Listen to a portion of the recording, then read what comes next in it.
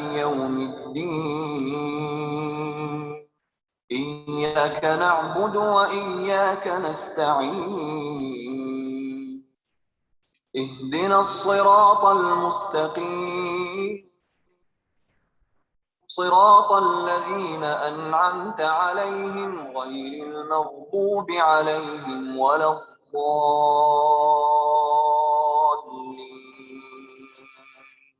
أعوذ بالله من الشيطان الرجيم. بسم الله الرحمن الرحيم. الحمد لله رب العالمين الرحمن الرحيم مالك يوم الدين إياك نعبد وإياك نستعين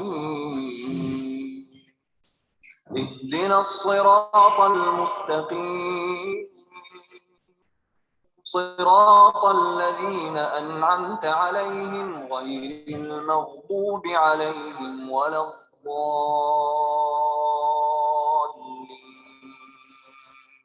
أعوذ بالله من الشيطان الرجيم. بسم الله الرحمن الرحيم. الحمد لله رب العالمين الرحمن الرحيم مالك يوم الدين إياك نعبد وإياك نستعين اهدنا الصراط المستقيم.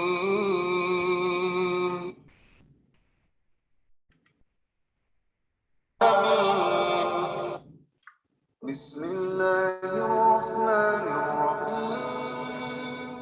ألف لام ميم صاد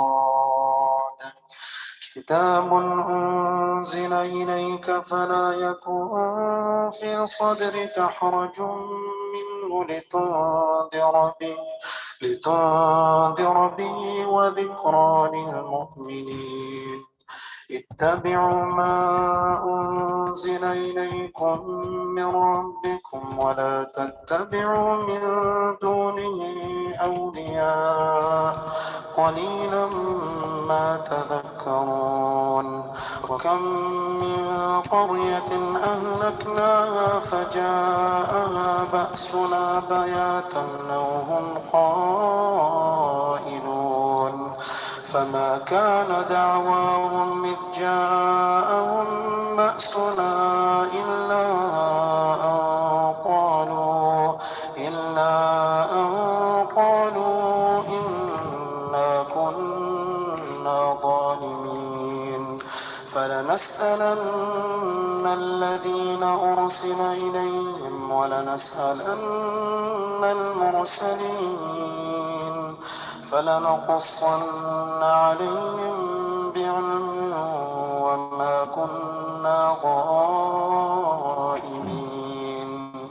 والوزن يومئذ الحق فمن ثقلت موازينه فأولئك هم المفلحون. ومن خفت موازينه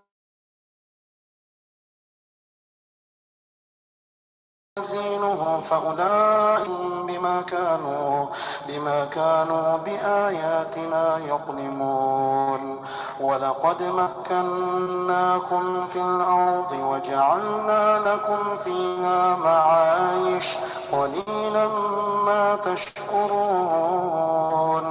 ولقد خلقناكم ثم صورناكم ثم قلنا للملائكة اسجدوا لآدم فسجدوا إلا إبليس لم يكن من الساجدين.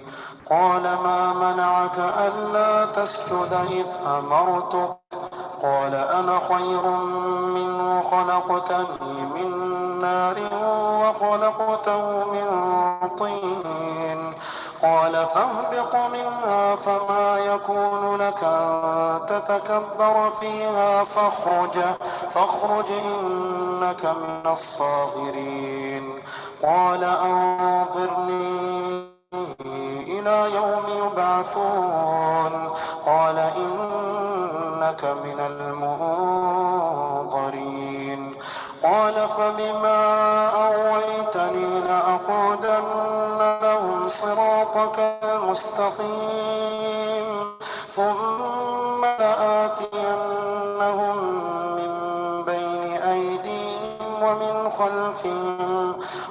خلفهم وعن أيمانهم وعن شمائلهم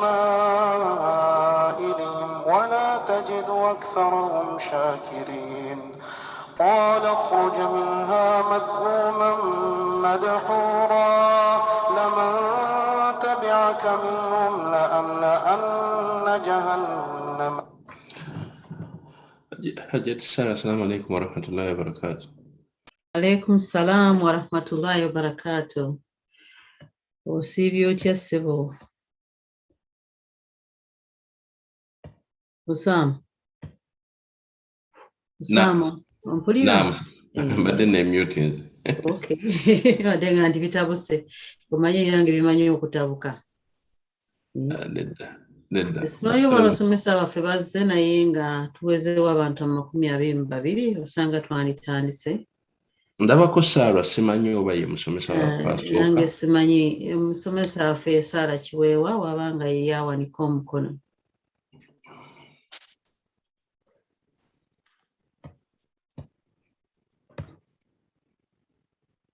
Yes. Sister Sarah Kiwewa. Yeah. Amina. Tukoze bulungi nnyo. Nza tugenda kutandika. Wa alaikum salam wa rahmatullahi wa barakatuh. Sister Sarah Kiwewa tukwandiza nnyo mama. Era ffenna tuli wano tweteeseteese kubanga omusomo gw'otuleetedde osanga gunaatuggulirawo amakubo ge tumanyi nti gaggala dda. Kale tuli wano tukulindidde n'essanyu lingi nnyo. Era nkiwa buli muntu yenna ayina abasomi baffe bonna abali ku mukutu guno balina ebibuuzo bingi mu mitwe gyabwe mu bifuba byabwe ate tusuubira nti gwe oyinza okuba ne okuddamu kw'ebibuuzo byaffe bino. Banaye basomi bannaffe mwenna tubasanyukidde nnyo ku musomo gwaffe guno ogwa leero nga mwenna bwe mwalabye omutwe gwaffe oguli ku musomo gunaffe ogwa leero gwogenda kwogera ku mortgage. Tulaba mortgage mu Busiraamu tukkirizibwa naffe okuba nga tunaava mu buzigo kuba lwaliwo mwenna muyinza okukimanya nti n'ennyumba zennyini eza kanso ze tubadde tulilayingako tezikyali nnyangu za kufuna. Kati akanyigo kanene nnyo ozaala abaana ne bakula ne basukka ne kuba ku myaka gye bandibadde nga bashiyaringa abalenzi n'abawala ebisenge naye nga olw'okuba tetuyesobola kufuna ssente kuba ezigula amayumba kuba amayumba ano gali mu figures 6 figures. Omuntu omukozi oba omufunyi w'empola nga ffe ayinza okusanga obuzibu oba n'obutasobolerako ddala kukuŋŋaanya ssente ez'okugula nnyumba. Kati olwaleero ebibuuzo byaffe tugenda okuwa Sister Sarah ono Kiwewa. Naffe ng'Abasiraamu tusobola okwegulira ku mayumba kisoboka oba tekisoboka n'ebirala byonna ye byaza okutusomesa ate era tujja kufuna sheekh waffe naye atuwabulemu. Mwenna ndowooza tuneegatta ffenna okusaasira sheekh waffe Zaid abadde mugonvu oba kati ali atya tetumanyi ndaba nga atambula oba ali ne Usama simanyi guno omutwe gwa Usama. Omutwe gwa Usama gwa Zaid. Masiki zino zitubuzaabuza naye bambi tumusabira Allah amusoose atereere twategedde nti sukaali yatabuseemu. Basista bange mwenna mbaaniriza bannaffe tugenda okutambuza ensonga eno. Hajjati Hasifa nkulengedde, Hajjati Habiba owomye n'okamala bumazi olinga ava ku hijja. Allah ffenna bambi atwemu bulungi. Kati okuleka abasista bange balina kye baagala okwongerako nze kulwanga akazindaalo kaako nkabaweereza Sister Habiba ne Sister Hasifa omukono guli waggulu kaleka atusooke enoza ne Hajjat Hasfa atubuulire kyayagala okwogera. Assalamu alaikum wa rahmatullahi wa barakatuh. Wa alaikum assalam wa rahmatullahi wa barakatuh. Hajjat, webale for that opening. Super, don't touch. Webale nnyo okubeera ne opening eyo. Mwasuze mutya, musiibye mutya. Twebaza Allah abasobozesa okubeerako. Ne mutuninga in mu program yaffe eya leero. Musomesa waffe asooka. Musomesa waffe asooka. Sister Sarah, wuyo atuuse. Okay. Sister Sarah, wuyo yatuuse dda atudde, and because of the time constraint, tetwagala kulwawo nnyo. Hajjat Sarah, byonna byoyogedde saagala kubiddamu. Ngenda kuleka omusomesa asoosotole omusomo gwa leero. Gw'obadde olaba atambula abadde Sheikh Zaidi. Alhamdulillah, agenda atereera. He's doing much better than he was yesterday. Tusaba ne Sister Bakia n'abalala bonna mufuka abagonvu, Mungu abasaasire abawe shifa. Sister Sarah Kiwewa, my OG, I am seeing you. Assalamu alaikum wa rahmatullahi wa barakatuh. Can you hear us? Wa alaikum salam wa rahmatullahi wa barakatuh. Ndi clear bulungi? Yes, alhamdulillah, you're clear. Okay. Tukusanyukidde.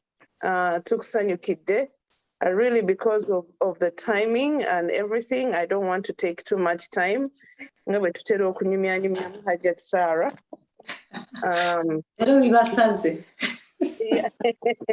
Tebitusaze naye because of time, because of the interest of time.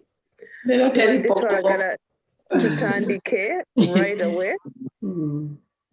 Sister Sarah, so turo omusomo gwe kubanga tulina abasomesa babiri. Ate time yakyuse ye Uganda kuba kati tutandika ssaawa 11 ye Uganda, unlike before. Because of the clock changes is the UK and the US. Nsobola kutandika ku time yaffe ya bulijjo. Sister Habiba, did you have something to say before Sister Sarah starts? Wabotandika ndoza Sister Sarah omuyitire ddala. Nothing much. Byonna mubyogedde, tetwagala kumala budde. Bapokopoko before the musomo bibasaze, alhamdulillah.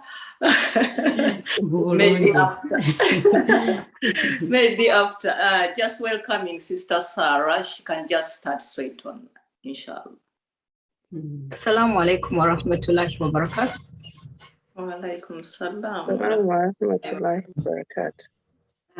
Rabbi shrah li sadri wa yassir li amri wahlul uqdatan min lisani yafqahu qawli. Allahumma salli wa sallim ala sayyidina Muhammad wa ala ali sayyidina Muhammad wa barik ala Muhammad wa ala ali Muhammad kama barakta ala Ibrahim wa ala ali Ibrahim innaka Hamidum Majid. Badwa Allah mwenaba mpuliriza. Assalamu alaikum wa rahmatullahi wa barakatuh. Nsiimye nnyo okumpa this opportunity. Nsiimye naye nga sinze omuntu omutuufu to present. Being that city qualified, sirina qualification eyo presenting this topic. Naye njagadde okusharingako n'aka katono kenkolaki kennina.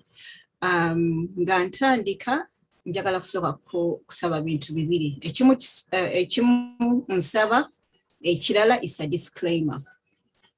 Kyensaba ngenda kusaba munzikirize nti oluusi nja kukozesako ennimi bbiri. Wekyetaagisibwa Oluganda n'Oluzungu. Ngenda babulira lwaki. Ekyokubiri kyensaba oba kyeŋŋamba, it is a disclaimer. Disclaimer eri nti sirina any financial background. Not in the secular finance studies, not in any Islamic finance studies. So sagala raising a hopes z'abantu. I'm just an ordinary Muslim with basic Islamic knowledge. Chenina leero, I'm just sharing my personal notes based on a few seminars I've attended. Islamic seminars in UK. Ekyokulala topic eno eya home what's that? Home finance options. It's UK based. So abantu bonna bonna abali mu other places. I don't, well, Siba target, my audience is a UK based audience. Okusinzira nga bwe mbagambye nti these are my personal class notes on a few seminars I've attended. Ngenda kusaba bane mujja kunsonyiwa technology wange the amateur. I want to share my screen.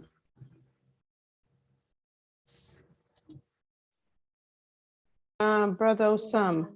Do you like sharing? Can I do that? Screen yange mugiraba bulungi? Yes.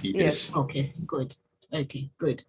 Fine. Amanyi agange nina mangi kisinzira wa bw'omanyidde naye nga nze Sarah Sendagire Kiwewa.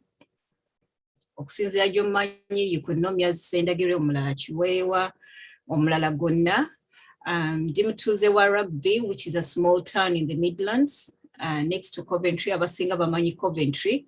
Naye ffe Rugby tuli Kaalo next door. Banzaala oba tusibuka bulo butambala ne bugobango bwewaawo mukadde wange yasenga Gombe. So mukadde wange mwami Ali Sendagire yasenga Gombe. So those are my areas zendi close to. So nga bwe mbagambye nti I have a disclaimer, sirina any financial background. These are personal notes. Nga ntandika, maybe one of them that I would recommend, courses ezimu, I mean, I don't want to call them courses, but seminars. Waliwo eri run by Islamic Council of Europe, budget home ownership for Muslims, the do's and don'ts of buying a home and how to avoid common mistakes. Nga ntandika ffenna kyetusinga okubuuza kyetubuuza bamaseeka seeka nzikirizibwa okugula property on ku mortgage, nzikirizibwa conventional mortgage, ffenna kyetukola ki kyetubuuza, and kabe kasinge ffenna twagala okugula ennyumba. In the past, bamaseeka bakoze eki, waliwo bamaseeka bakikkiriza ne bakkiriza ne bagamba nti omuntu bw'oba okakatiddwa not out of okujemera Allah subhanahu wa ta'ala naye nga olina dire necessity. Ekintu mu Busiraamu ekiri haram kifuuka halal. Now, njagala bagamba nti fataawa eno ffenna buli omu gy'agamba. I mean, for example, you know, the one common person omuntu yayisa fataawa eno ali Sheikh Karudawi. Era buli omu bw'aba abuuza agamba Sheikh Karudawi yatugambawe bati, naye bannaye njagala bagamba Sheikh Karudawi yayisa fatwa eno mu 1993. Ekibuuzibwa, for the people who are living in the West, are the situations still the same? Waliwo any alternatives? This is when I want to come in. Nkole ki kyengezako okwadressinga ebibuuzibwa ebirala. What is extreme necessity? Ffenna tugamba ndi mu buzibu. Now what is extreme necessity? A personal question to bamaseeka abaliko, bamaseeka abatusomesa. Fatawa ziri static. Nti fatwa bw'eba eyise tekyuka, embeera ne bw'ekyuka, what is the answer? Okutandika, njagala bagamba nti there are three main categories mu UK of home purchase options. Tulina group esooka ffenna gye tumanyi, zi banks ze tumanyi, HSBC, Barclays, NatWest, name it, banks zonna. So that is group number 1. Group number 2, ne wabeerawo banks endala, the Islamic banks, Arayan, Gatehouse, Ahli United, zonna Islamic banks ze tumanyi. Then ne wabeerawo ne group endala. Mwe tulina primary finance, mwe tulina Strider, mwe tulina Way Home, mwe tulina Halo, mwe tulina ne shared home ownership. To focus ku primary finance, Strider, Way Home, Halo, abo bonna zino si banks naye they offer home purchase products. Group eno, I put it as a category, as one group. Now, group eno actually teri nti basiramu. Ne models zaabwe ze balina working on a permissible, or permissible model in Islam. Primary finance yokka yeli set up, to my knowledge, yeli set up by Muslims, two Muslims. Brother Raza Ullah, then nomlala, he's a Seika, he's a Sheikh Bamita Salman Hassan. Now the beauty of Sheikh Salman Hassan, for him, I know both secular education, he's a solicitor in the Senior Courts of England and Wales, and then at the same time, I know Islamic, I know Sharia studies, with specializing in Islamic finance and banking and finance. Now, this one I cannot confirm, that Stride Up, I think now you're in more a group of Muslim brothers abali behind it. Now, Oktandika, nsaba kutandika ne mortgages zenaffe zetumanyi, which is the conventional banks, the conventional mortgages. Zikola zitya. Nti gwe ng'omuntu, you take up a loan.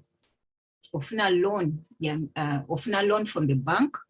On average, chisinzira, bank nekuwa loan for about 25 years or less. Nebakugamba ojja kusasula mpola, obviously with interest. Ojja kusasula with interest. Now, conventional mortgages, those zirina of two types. Is interest-only mortgage or repayment mortgages. Repayment mortgage eri nti singa kanga okugeza nti singa neewoze emitwalo 10 okugula ennyumba. Nti buli mwezi ku mitwalo 10 kuno nja kusasulako, then nsasule ne interest eya loan eri, bwetyo repayment mortgage bwekola. Interest only mortgage yo nekola nti okudayo mabega for the so osasula capital ne interest for the 25 years. Kangambe bwebanti agreement jemina ne bank. Now with the interest only mortgage, osasula interest for 25 years. Bwebanti, that's your agreement. Okugeza. Now, oluvanyuma lwa 25 years, no kwata kana katu kewewola kangambe newola mitwalo 10. So jine emyaka gyonna ngenda kuba nsasula interest, and usually maybe it's a small amount of money. Then emyaka egyo bwe giggwako nenkwata emitwalo gino 10 gineewola nengisasula bank. Naye at the moment okuva, I think probably time ya credit crunch, banks tezikyayagala kuwa interest only mortgage. Lwaki tebeekakasa nti emyaka gino bwe ginaggwaayo omuntu ajja kuba alina essente zino azikole ki, azisasule. So most of the banks baagala ziri where you pay capital no sasula ne interest. Again, nabagambye, these are personal notes and it's a personal reflection. Neebuuza nti nkoze contract ya 25. Dala, am I willing to be paying interest for 25 years nga mmanyi nti mu mazambi amakulu mu Busiraamu interest egwomu? Personal reflection. Okweyazika, with a few words, one of the American presidents, I think he was, he ruled probably in the 1800s, bali bamuyita Thomas Jefferson. Thomas Jefferson yagamba abantu be, n'abagamba bannange, I believe banking institutions are more dangerous to our liberties than any standing army. N'agamba nti bwe munaaleka banks or controlling your currency, nezi controlling inflation and deflation, mugenda kere ncha kumacha, ng'abaana bammwe bali homeless on the continent that your fathers conquered.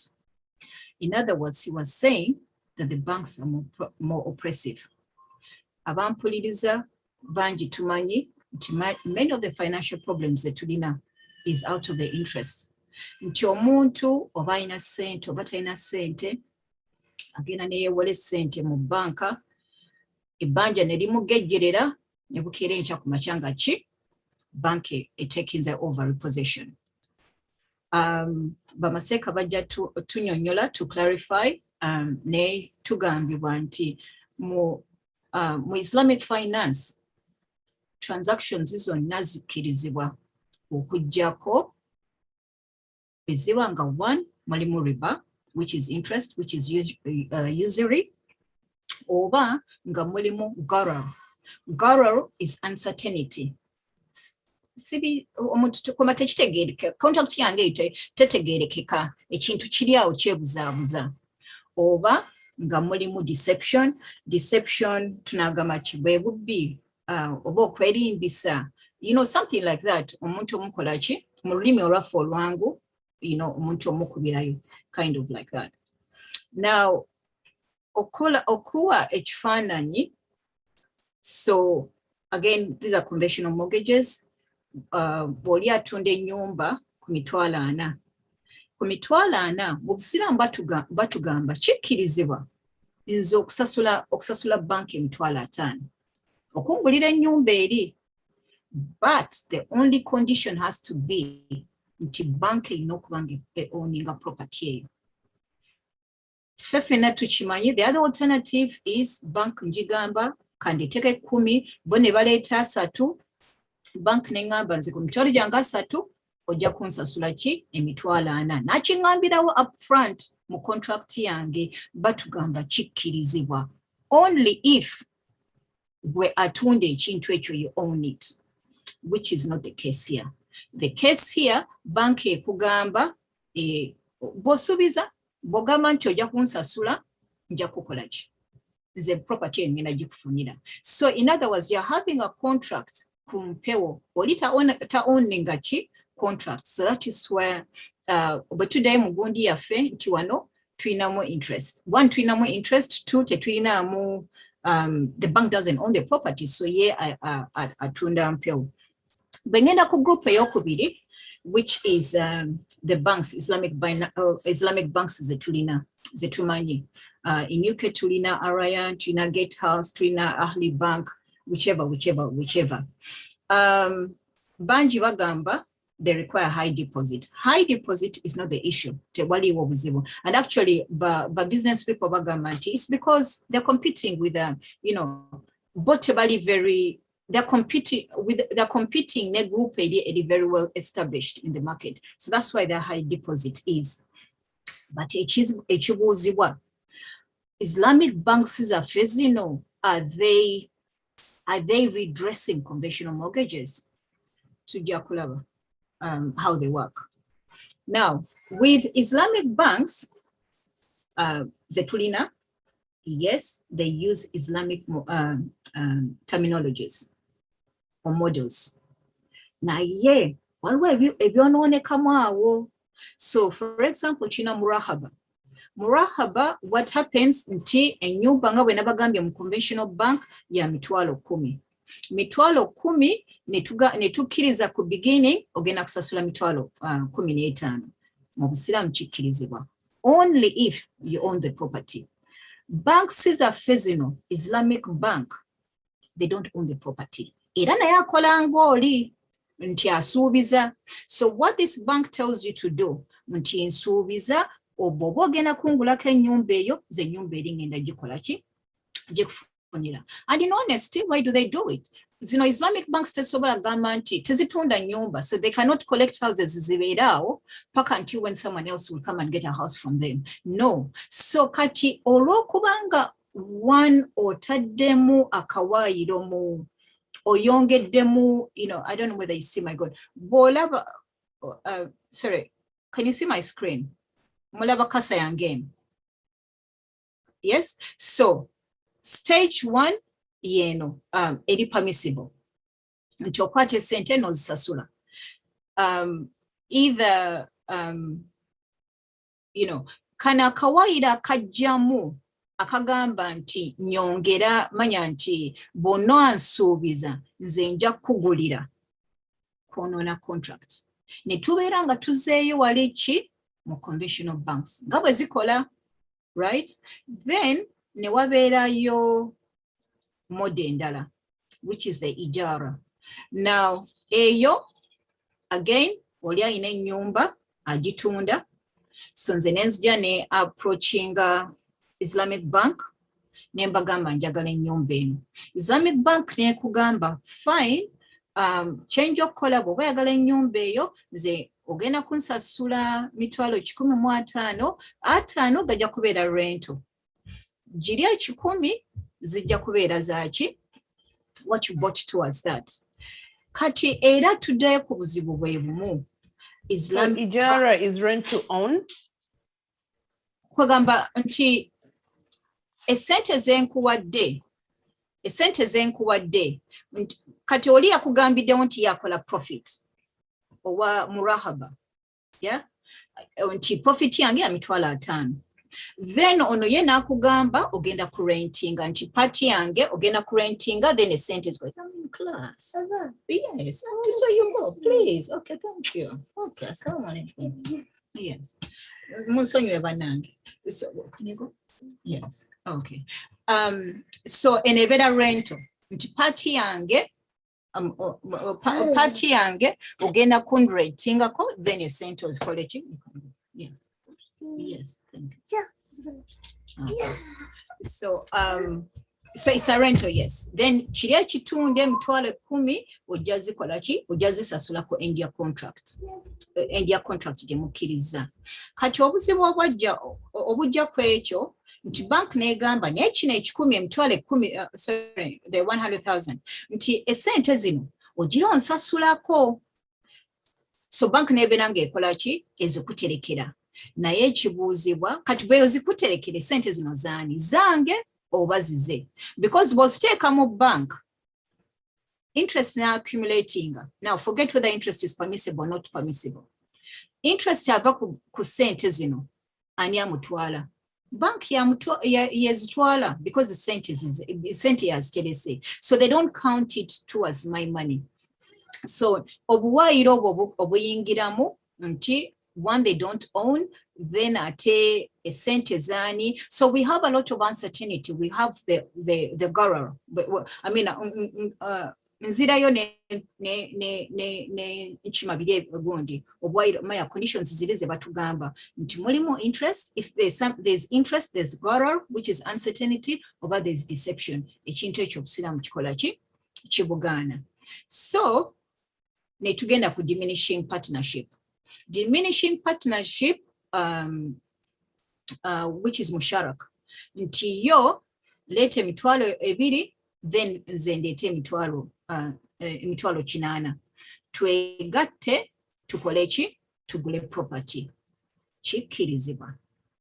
Naye bwe byononekera mu Islamic banks zaffe nti the Islamic banks zetulina nti ye akugamba esente zakuwadde kogenda okurentinga. So I have 20% ownership, then kiri 8 kyaleese nze ngenda kuba rentinga, which is fine, which is fair. Okiraba naye obuzibu we bujjira nti ate renti wange bwamuleeta agenda kuba unratingira ku interest rate, which is the London Interbank Offered Exchange Rate, Jebaita Libo.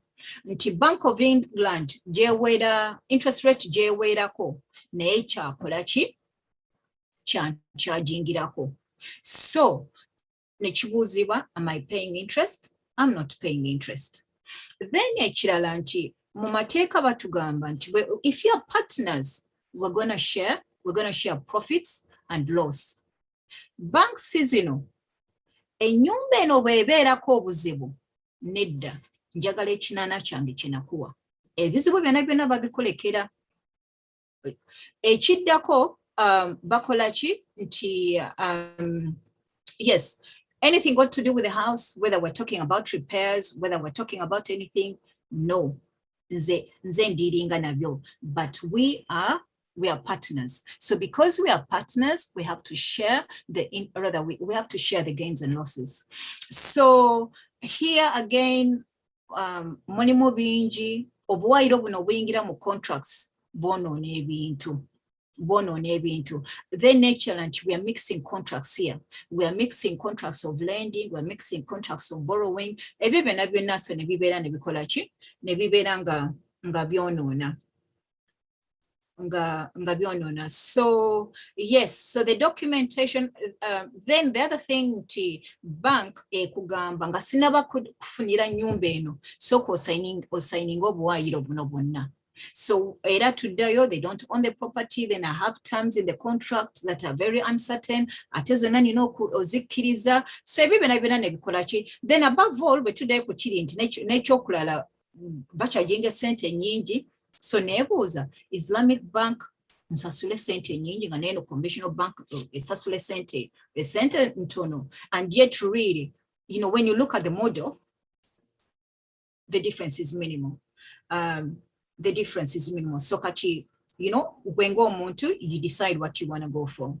Kati tandi say group category number 3. Category number 3, eri gyenagambye mulimu primary finance, mulimu Halal, mulimu way home, mulimu home shared ownership, abo bonna. Now, zonna, so group number 3, literally, they work more like this, more or less the same. Zonna kumpi zikola ki, only that nti one has got advantages over the other. Kwa buli omu mu contract ya ina wakyusaamu n'abeera ng'akola ki. Buli omu alina kyakyusaamu, so one nebeera nga eri better than the other in different ways. So okutandika ne ku home, what's that? Primary finance. Primary finance is a shared ownership. Shared ownership, later 10%, zendete 90%. Ne bakola ki, ne beegatta. Now, there is no borrowing. Now, when I go back to banks, Islamic banks, or banks where you have partnership. So here we're talking about musharak, which is shared ownership. Unti ye kugamba ye wewola. Literally, I mean, he does not own the property. Omusubiza nti bonomfunira property eyo ngenda kusasula. However, with these other groups, mugula mwembi from the word go. So sirina, in other words, you both own the property. Gwenga omuntu kale, you know, gwenga omuntu, you go out there, nononye kizimbe, nogamba kino ekizimbe kyenjagala, then kale ne bagamba weleta 10 zendete ekyenda. Then namugena into what? Namugena into partnership. So because of that, you do not have a burden of debt. All you have is shares. Now, the more your shares, the less that you pay on a monthly basis. And in particular with primary finance, their rent, when I say their rent, kuchina echenda che, because that's how he makes money. Nchinze echenda my partnership, echenda echa kuwade, we ogena kubo renting from him. And eventually you're trying to buy this person out. Now, in comparison to the Islamic banks and primary finance, until primary finance ye agenda kucharginga ku local markets. We all know che nyumba eri London, ne nyumba eri mu Midlands, oba eri mu North. The prices are different. So we today ku Islamic banks, ye agenda kucharginga rent. Okusinzira ku interest rate all over, bandi London oba ndi Luddawa. Nayona agamba, okay fine, enyumba gyoguze eri value ya meka, ya sente meka. So that's what you're going to pay. So that's what you're going to pay ku gondi, kwenu echenda, you know, that's what you're going to pay for rent, kusaidie. The other thing about primary finance, nti bobali flexible, boba kugamba, you know, wegule at any time. You know, when I say kwegula nti, increase your shares at any time. Tebaina kombo ba mwaka gumo oba bichi oba weyongerako by this much. No, guno mwezi bwenfune sente nyingi nenjaga ku increasing my shares, fair enough. Now, primary finance echala cherina advantage erina nti yegamba nti, so imagine I've increased my shares to 15%. Allah n'agera omwezi ogwo oba omwaka ogwo omulimu ne gugwawo sirina ssente. Now primary finance kati okuba sirina ssente primary finance egamba ng'osobola otusasula kuki ku shares zo. So primary finance literally buys back the 5%, nembera nti nsigaza 10%.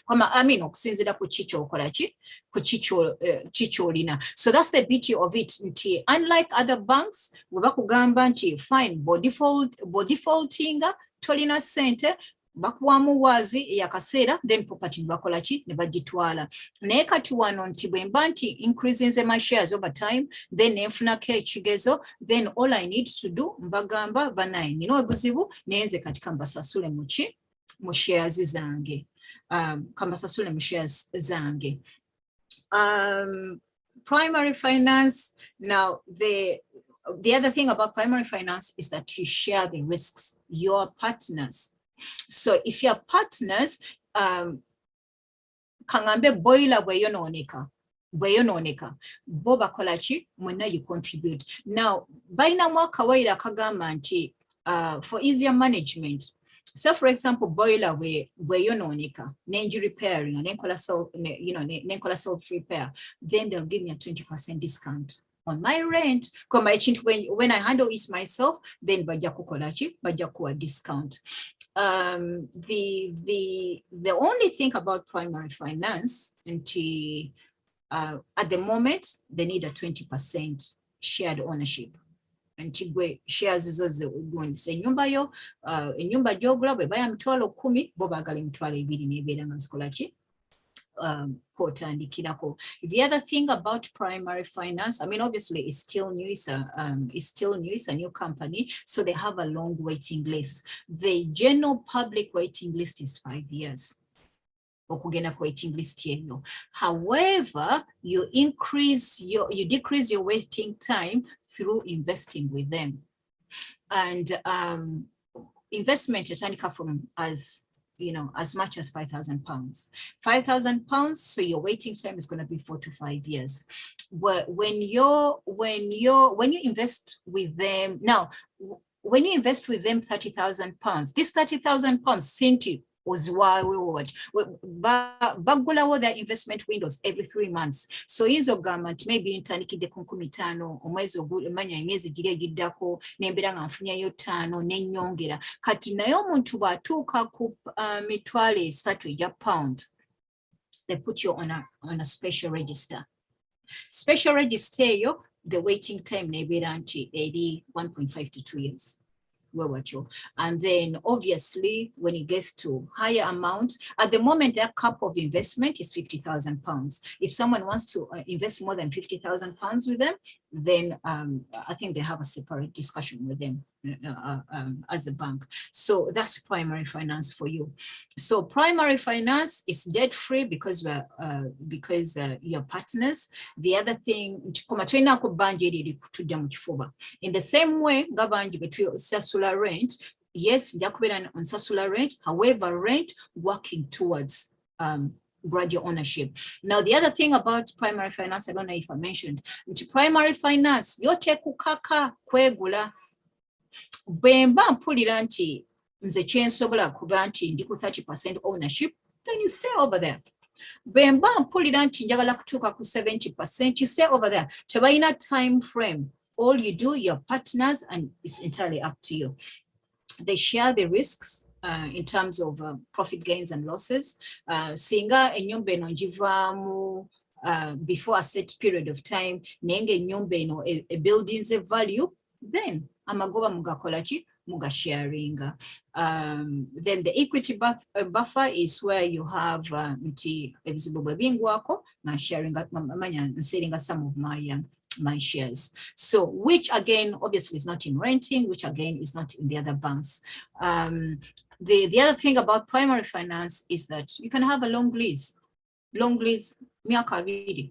Nze nenegera nengamba nja kuba nsasula this much ngenda kubeeramu for myaka 2 and that's it. Sagala kwegula, sagala kola ki, nothing at all.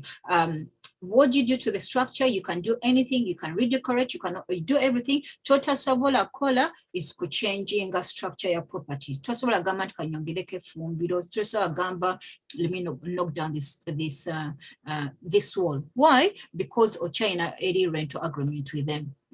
When you end way home, again, way home works like primary finance. You produce data 5%, 10%, whenever later 95%. So there's no debt at all. They rent out to my shares.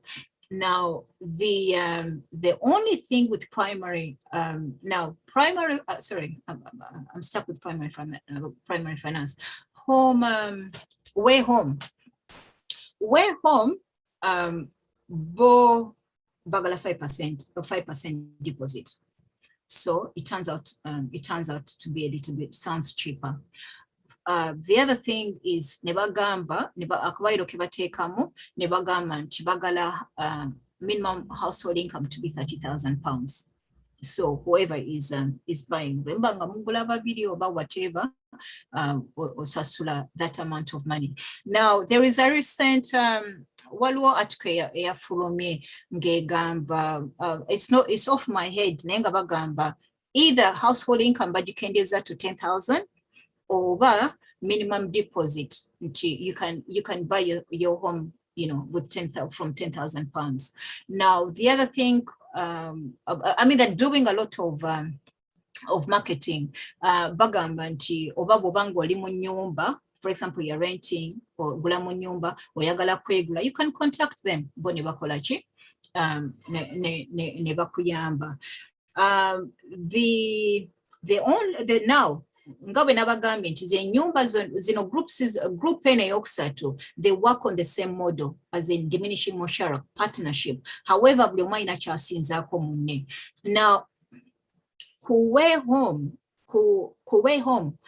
omwaka you can only increase by 5%. So Allah subhanahu wa ta'ala baba kugeredde nakuwe sente asobola kugula more than that, which is not in primary finance. Primary finance bagamba oyagala kwegula, it is all right, let us sente zo. Now who is that? Way home on their board members kuliko no mwami bamita babaita amana advisors. Now, all the information that I'm sharing with you is out there on the net. I have no interest. I have no knowledge about it. I'm just saying I'm sharing information based on my, on the different seminars that I've attended.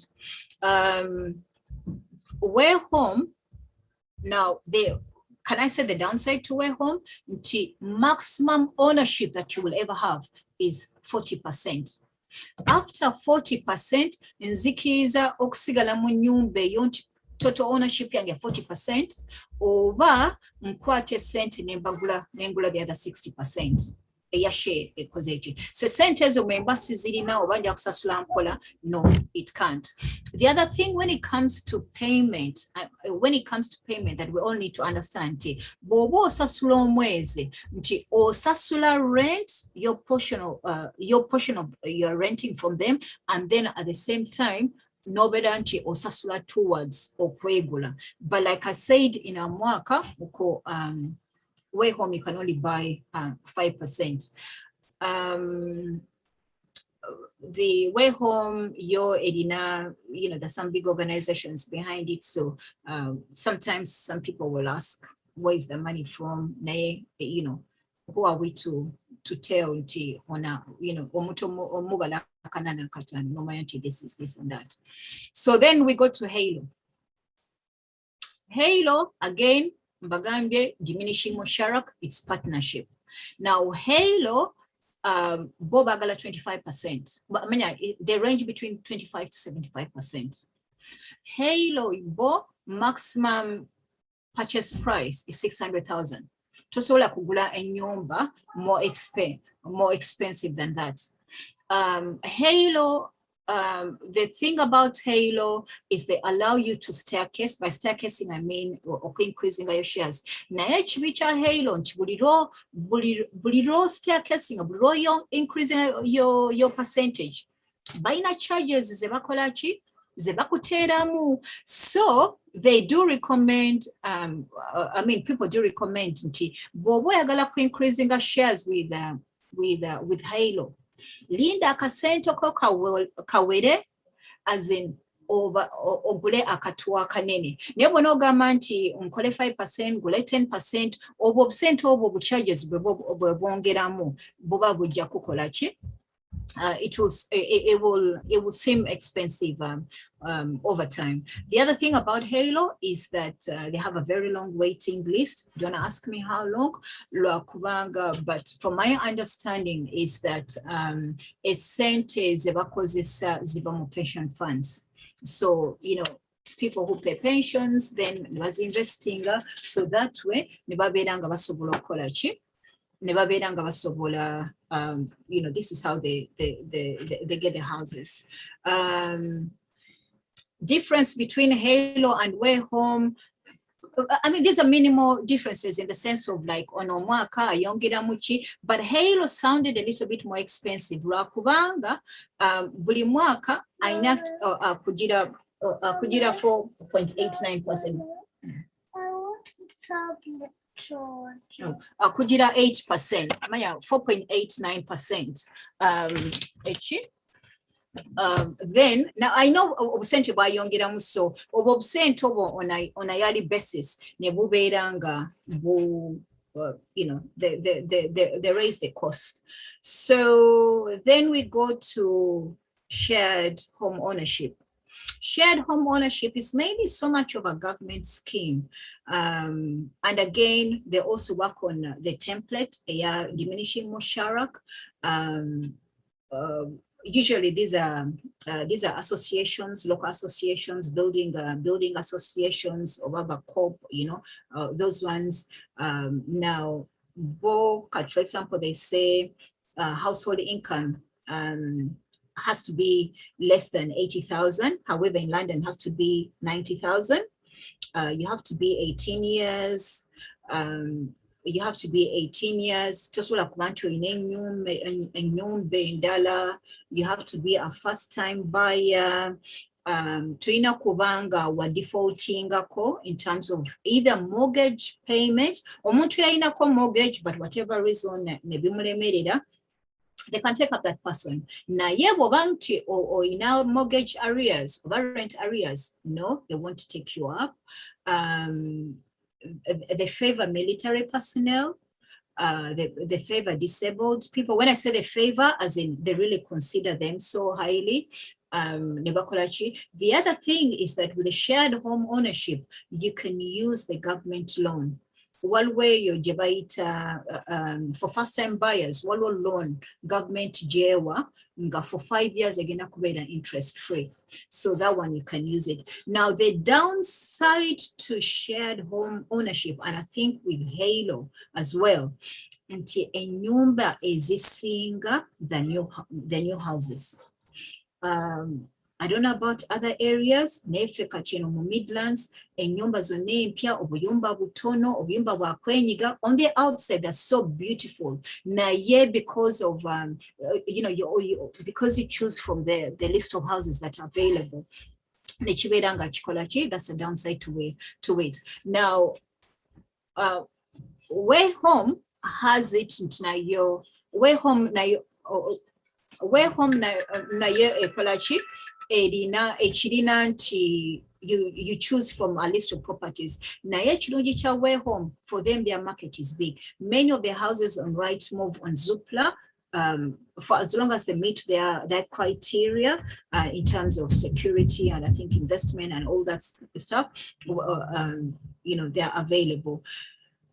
And I have no much information that is Stride Up. Stride Up, it works on a Musharaka one, but their information it is less. So the people, I'm going to show you the list of people who have approved,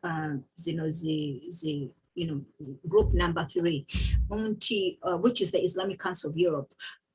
bagamba balina ebibuuzo bye batanaba baddamu. So for them to stand by them, to approve them, you know, they want to see their contracts for all these groups. So kati ndoza mukyalimu wider. So by the time, the last time, you know, when I got information about Strider, when I got to know any information about Strider, bali tebanaba baddamu. So it's 50-50. Is it acceptable? It's not acceptable. Good Lord knows. So ngamaliriza, I just wanted to show you, you know, where do we judge netugamba this is acceptable, this is not acceptable, or bano balina contracts webati batalina contracts webati. The courses I've attended are mainly from Islamic Council of Europe, another standing Sharia standing committee, 89 neighbor people who are best in finance, have an experience in finance, who are dealing in finance. Headed on the list is Sheikh Haitham Al-Haddad. Now, Banobona, you know, you're saying UK, Saudi Arabia, they're all UK based, but for whatever reason, maybe they're in different parts of the world. For example, Dr. Sajid Omar, Sheikh Sajid Omar, you know, I know him, he's UK based, only that he's, you know, he's currently residing in Saudi Arabia. So anyway, so they have a standing committee, and Jagada to produce, you know, to show you, it's not anyone coming up and saying, oh, this one we approve, this is not legal, this is legal, this is what. So yes, they have a standing committee, they have finance people who with Islamic, both Islamic finance, and also people with what do you call it, secular finance, so in the finance field. Where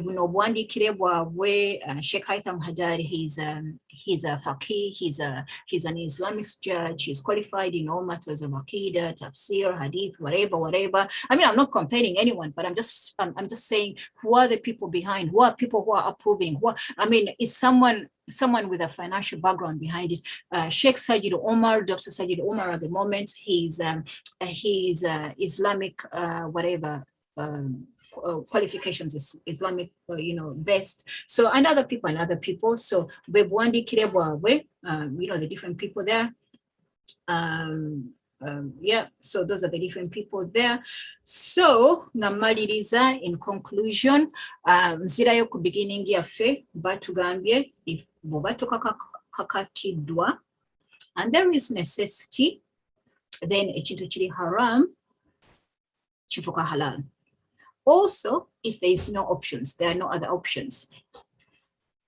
And we are told the 3 levels of need or 3 levels of necessity. The highest level of necessity, jebatukkiriza nti whereby my life is at risk. So if my life is at risk, ekintu ekiri totally haram kifuka halal. Sinana kyakulya, walo kalya kachomo okalya to save my life.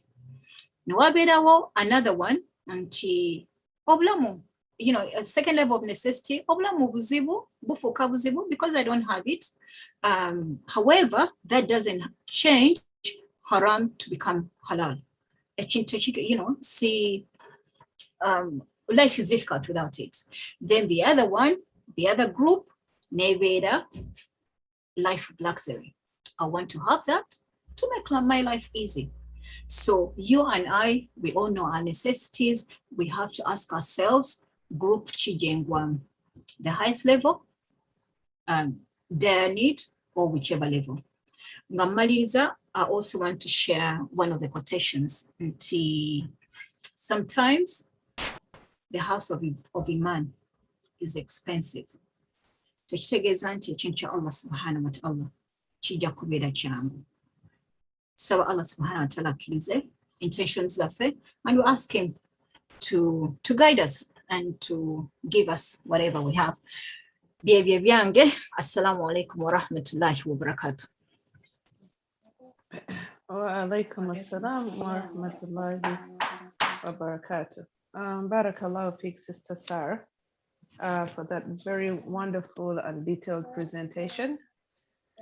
The city UK, the US, and I think apart from the programs that you, the companies that or the Islamic banks that are providing, that those mortgages, the criteria is basically the same. I was doing some research and the criteria is the same. Diminishing partnership, musharaka, over shared ownership or rent to own.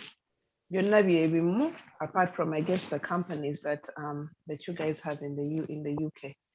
Sorry, just a little bit as a reminder.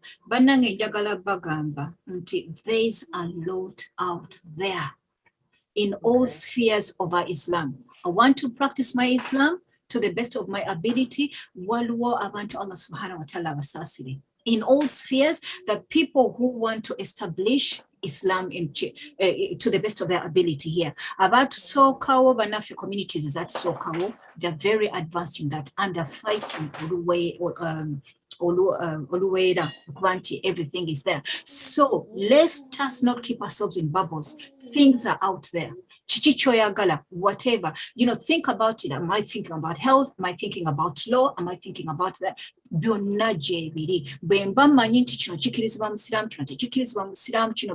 Such, and everything is out there. Where were you? Yes. So sorry, that's what I wanted to add on. Yeah. So I guess my question, before we can open the lines, my question is going to be: is there really halal mortgages in the Western world? Do they really follow the laws of Sharia? Or are they trying their best, and given the circumstances of the countries that we're in, they are trying, so we are also trying with them. Is there really halal mortgaging in these countries, according to your research? Okay, now I'll say honestly, I'm not the best person suited to answer this. I'm sharing class notes, so I may be biased. So whatever I'm going to tell you, I'm biased. Now, having whatever, I've given you those three categories, right? Katinzengo muntu, bwemba manyi group C, which is my preference. Now, if you ask me which is my best preference, which company, I'm not here to market, but if I know group C is working on an Islamic model, dala chi echintola group C ziri, group 1 and group 2. Because I'm telling you, I'm biased based on the information I've been provided with. Islamic banks, basic coverings, basic quotinze, and they're working like conventional mortgages. Naye ne mmanya nti group seasonal oba teziriza busiramu, but that template obusiramu buzikkiriza. Because now when I tell you way home, I tell you primary finance, I tell you whichever, they're working on musharaka, on a true diminishing musharaka. Then why should I go to Ahli Bank, Arayan, or whichever bank? Ngamani, it is not a true musharak. So here we've been provided with alternatives. In UK, we have alternatives. So if we have alternatives, then we manchi kuteka mateka ga Allah subhanahu wa ta'ala, then mkolachi washire rachi group ere yokusatu ndikolachi njireka. Yes, it's about tweaking to I cannot go up my ladder or more than this. Then kachinze nege jinga ngamba, okay, fine. Do I want to be on a long waiting list for primary finance, or njagala genda mpola and saving and emanyanti by the time when I took it like 40% ya way home? To be honest, in preference, my personal preference is primary finance. It ticks all the boxes. My next one is way home. The only thing with way home, we use okwegejinga nogamba why can saving akasente kange mpola. When I took it kwana, which is Allah wabasa accident after 8 years, kwamba boba gamanchi, you can only increase by 555. So nogamba when I took it kwana when bani ne sente, then ngamba gulayo bonna, something like that. So for me, given alternatives, I cannot choose the other. That's me. Okay. Still, it is biased. Sorry? Because Yes. the burden still goes to the homeowner, because there is non-shared responsibility.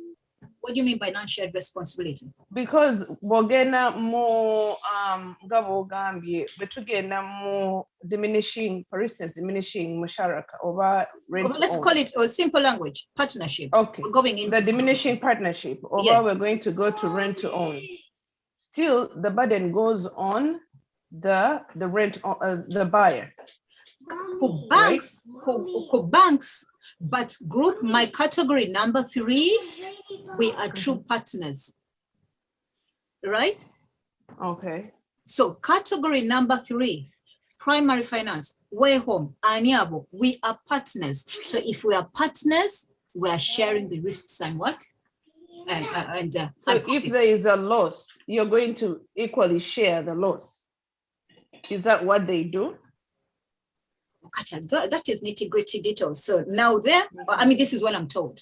Okay. Do I have experience in it? I have class notes. Okay. So that's my experience. Yes. Okay. Thank you for your presentation. Mana ntubajjukiza tulina Sheikh Zakaria yagenda okuddako. Agenda okutubulira when is it permissible to get riba. Abalina ekibuuzo for Sister Sarah, please muwanike emikono. Sister Sarah, how much time do you have? Because I heard you have the school run. School run alhamdulillah, it's out of natural season. Yeah. Okay. If now, you can have how do I 5 take minutes my thing off? of questions, then Sheikh Zakaria atandike. Anybody have any questions or any additions or any contributions? Okay, there's someone I want to say this is great to learn these different arrangements within the same umbrella of Islamic banking. I wonder whether Sister Sarah has some information on Islamic regulators of these different banking systems other than the UK Banking Regulatory Authority or Securities and Exchange. Are these banks accountable for any infractions that may be silent or loud? Is this information publicly available so we can see Islamic reviews on these banks? That's a question in the chat room. I'll say I have no information, but to my knowledge, what I know now, again, I'm not marketing here. Islamic Council of Europe, it in a different, what do you call it? It in a different departments. Now, with something about Islamic Council of Europe, say if you have, say, contract, whichever kind of contract, business contracts, and marriage disputes, and it has different departments.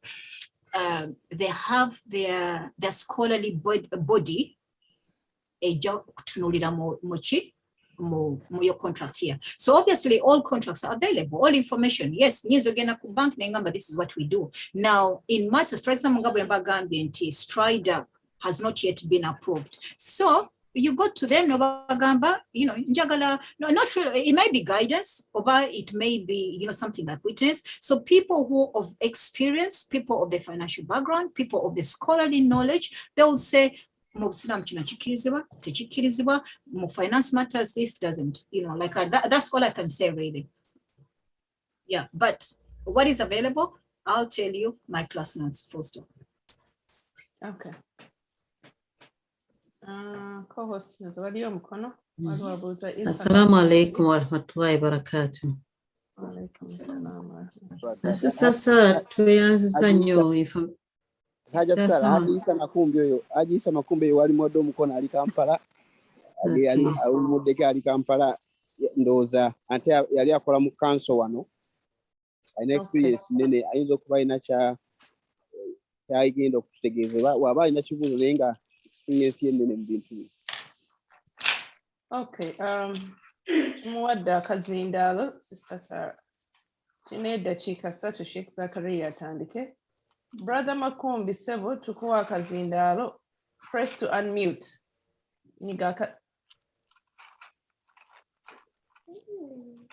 Kueleza message eriko ask to unmute. Can you press unmute, please?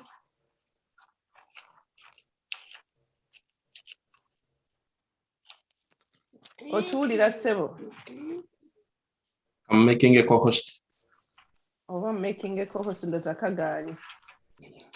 Okay. Unmute yourself, sir.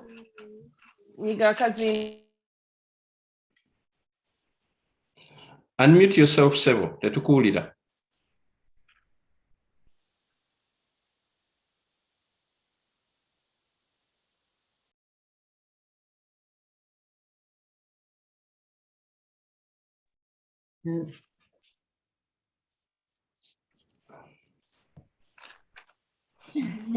Kaganye. So Kaganye. Brother Isanduza.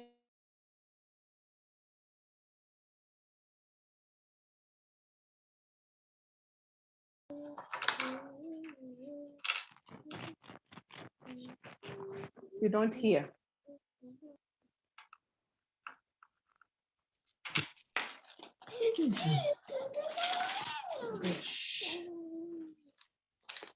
Tetumawulira ko wadde. Tanaba kweggulawo. Sister Sarah, but kakati nze kampiseewo akanga ak'amangu tusomesebwa era ebisomeseddwa bingi nnyo si bye bintu by'oyinza okugamba nti byonna biyingidde mutwe mu ssaawa eyo ng'ate twandyagadde okuddamu okutunamu information eyo mu biseera byaffe eby'eddembe tusobola kugifuna tutya Sister Sarah kuba wafuna omukisa n'ogenda mu seminars. I think someone is muted me too.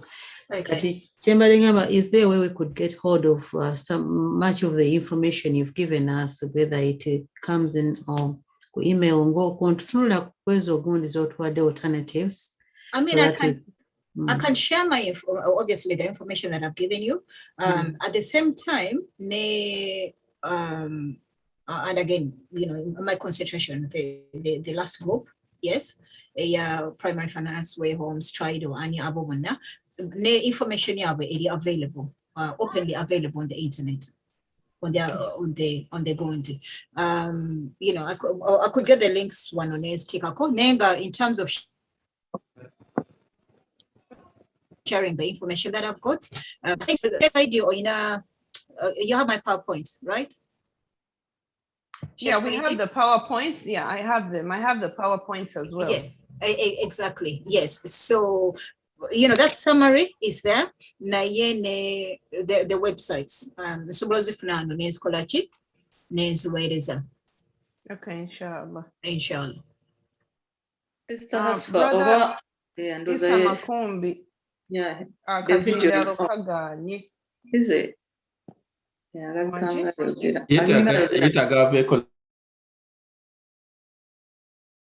Somebody is muting us. I don't know who is muting us every time. Hello.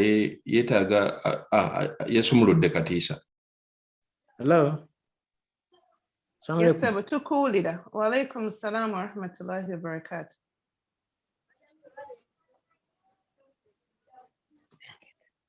I'm muting. What's happening? There's a co-host who is pressing mute and is muting everybody.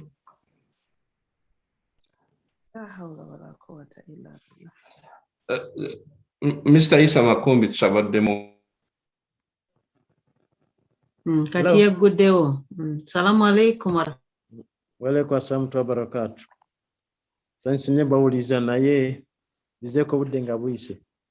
Naye omukyala yogedde ku responsibility oba share responsibility mu sharia law. Comparing ebyo naye no commercial bank. Oli bwalwaninga mu trouble, zonna liabilities zibira ku muntu omu who is a borrower na suffering consequences. Naye Islamic bank kyezikola share responsibility. Mwemiwe mube mu buzibu, mwena mubwenkanya okusharinga responsibility. Gamba nti bw'olwaninga mu troubles, n'obeera mu trouble. Naye Israel bagezaako kulaba engeri y'okusavinga mu situation mutatuuka mu situation eyo. Oluusi ojja n'osingana abantu abamanaginga gundi ezo nga basportinga problem nga bukyaliwo ne bakuwa solution to all those problems. That was my contribution. Kati nga mpisawa n'ekibuuzo omusomesa afaddako tannatandika. Mu conventional banking tukimanyi nti you have a contract katugambe, it's like 30 years or kangambo ba 30 years, and you pay mortgage a certain percentage of interest for a certain period of time. Oba kangambe those 30 years. if at the end over the 29 years, then towards the end, something happens to you, or when or when you accident or something to anything happens, the bank takes the money. Now, when it comes to this Islamic banking, because Ogame is shared responsibility, if there's loss of income, for instance, or anything that happens, do you lose your property? Over No. conventional banking, because they will take your property. Now, Islamic banking, would they work with you? What do they do? Yeah, I think Chevakola, Rokwa Muribe shareholder, liabilities as well as can work with any profit, they take part of it. Now in Watakulekango, home and dry, go with normal banking. Ubangu ransom trouble, why the mortgage? Riba agenda okutunda, usually they set at low price. Bo liability nebagiza ku muntu borrower. Name was back to zikola kintu bwezityo. Kati bole ofunye trouble, mu sharing losses and gains equally. It depends how much you put in. Barakallahu fik. Era no mbadde ndogoketinga so much about Islamic banking. I've been having seminars, shows, radios, nga njoga ku bintu ebyo. Naye nga kirabika abantu bo bali willing ogenda mu Islamic banking naye government erabika tebyagala nnyo olwokuba ina belief eri abasiraamu ng'ebalowooza endowooza yaabwe. Naye publicly one itandise okukitegeera era pressing us so hard for that. Yes, sir. Yeah. Thank you so much for your contribution. Tuzabaliyo mukono ogumu tusaba obuze ekibuuzo briefly, then omusomesa afaddeko atandike. Oh, Sarah, it is you? It's me, and actually someone is unmuting me. Yes, Chamber Dengamba, Kwecho, yes, a sentence, Maya, I've run out of a cent because of troubles. Chechiri zino homes zezikugambye nti nsobola okusigala ku my ownership ya 75%. Ochava, then bone babera nti bali ku 25%. So in the same way nti when wogenda okubeera okujja ko ng'olimu a council property nga bakusasulira ennyumba ina gy'ogenda okubeeramu ogenda kusasula rent, right? So here, yes, so because I have my ownership, my partnership, so my membership egenda kusigala ku 75%. Instead of me going to Chikumi because the center was Zikomye, then I'll forever be that. And the more ownership that I have, the less rent that I pay. Okay. Okay. Barakallahu fi. Ajat Sarah, ngenda kuleka webaze omusomesa Sarah, and then we'll Zakaria. Aspa. Waze Wanji. Because nina kyemisize Ajat Sarah akonye ku kyemotoka kubanga abantu baba tebasobola mayumba. Amamotoka basobola okugafuna obulungi. Sorry, come again? Ajat Sarah ekyemotoka. Yes, sir. Takiwuliddeko. Omuntu aba tasobodde kuyingirira nnyumba naye nga ayagala kuvuga ku mmotoka mpya. Basobola omufulira emmotoka. Empya mu ebyo by'osomesa. Ku byenjogedde, well, ogwo musomo omulala ogw'emmotoka. When I say musomo mulala, nawo the what do they call it? The enlightened. Bakugamba nti bw'olaba emmotoka scheme eno togigendamu, scheme eno gigendemu, scheme eno togigendamu. So I mean ennyumba motoka, they're all different. However, yes, nsobola okufuna ennyumba, well, nsobola okufuna emmotoka.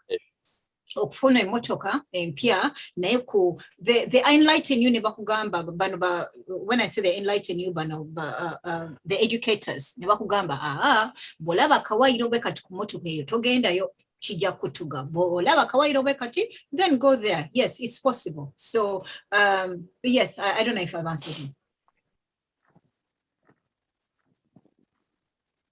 Okay, barakallahu fi. Tuinayo mkono gwa Shekaira. Naye tumuwaka zindalo ayeggule waabwe kukyayogera kubaddeyo eddakiika emu omusomesa waffe atudde entende wali emitiyana.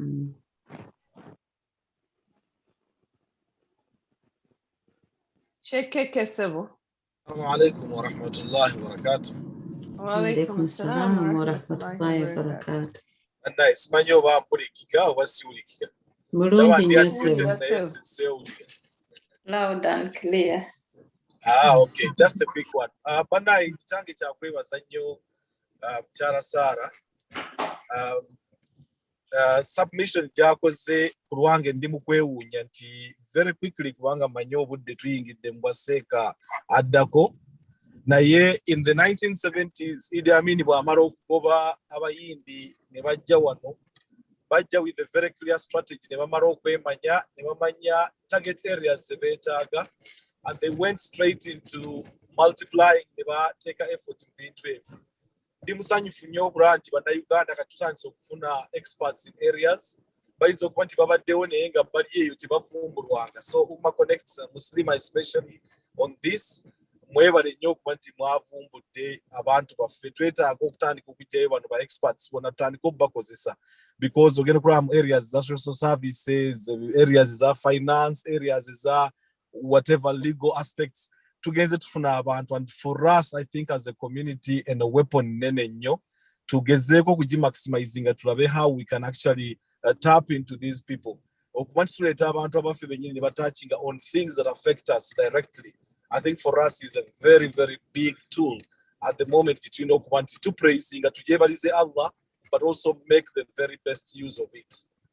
So kibadde ekyange mpuliriza nnyo. I was very happy naye ng'ekimbadde ku mutima kibadde ekyo nti I think we need to see ways of how we can maximize abantu baffe bano potentials zino zonna eziriyo tutandika okuzitappinga into. Assalamu alaikum warahmatullah. Wa alaikum assalam Assalamu warahmatullahi wabarakatuh.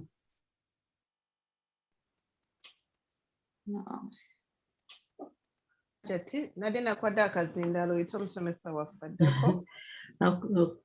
Sister Sarah musiibudde. Sister Sarah ndowooza agira asigalako. Okay. Sister Sarah abeereko kubanga after Sheikh Zakaria's submission bayinza okubanga waliwo ebibuuzo. If she can, she doesn't necessarily have to be on video. Asobola okuwuliriza. Yeah. Okay. Tukwebaza nnyo Sister Sarah omusomo omulungi ogwo gw'otuwadde kati nga Hajjata Hasfa bw'agambye beerako owulirize kuba era Sheikh Zakaria era ali ku musomo gwe gumu ogwo gwagenda okuba nga tutambuzaamu. Sheikh sinamulaba ku video naye ndowooza gwe omulaba. Kale kwali Sheikh Zakaria tukusanyukidde nnyo sse omusomesa waffe era tukusaba otutambuze oyongere okutulungamya ku nsonga zino. Kati nkulaba munnaye luli mbadde mmanyi titoliiko. Salaamu alaikum warahmatullahi wabarakatuh. Alaikum salam wa rahmatullahi wa barakatuh. Alhamdulillah wa salatu wa salamu ala khairil anbiya'i wal mursalin Muhammad alayhi wa ala alihi wa sahbihi wa sallim tasliman kathira amma ba'd. Assalamu alaikum wa rahmatullahi wa barakatuh.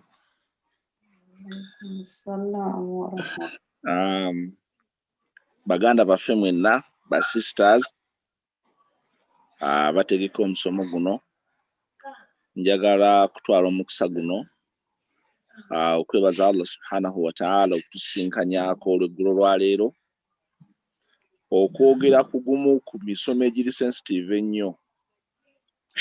Ebintu byonna ebikwatagana n'ebyensimbi mu Busiraamu biri sensitive era kyova olaba tewaliyo kibonerezo kyonna Allah subhanahu wa ta'ala kye yagaba ng'omuntu bakikuwa n'osigala ng'oli mulamu kyenkanankana kibonerezo kya muntu azanyira ku ssente kubanga Allah yalagira bakutema omukono ensi yonna esigale ng'ekulaba paka lw'olifa nga buli muntu amanyi nti oyo gwe mulaba atambula yazanyira ku ssente.